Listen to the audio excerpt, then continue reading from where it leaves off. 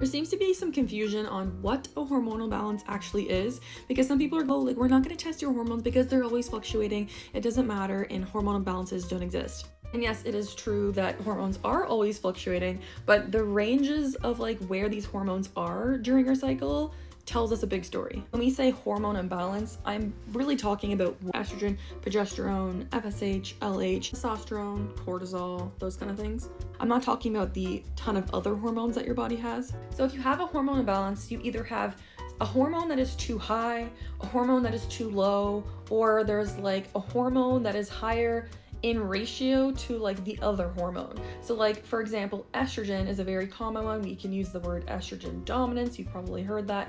So we can either have estrogen just being too high itself, or we have estrogen being normal, but it seems high because progesterone is low. You can have low progesterone, you can have low FSH and low LH, you can have high prolactin, you can have high LH.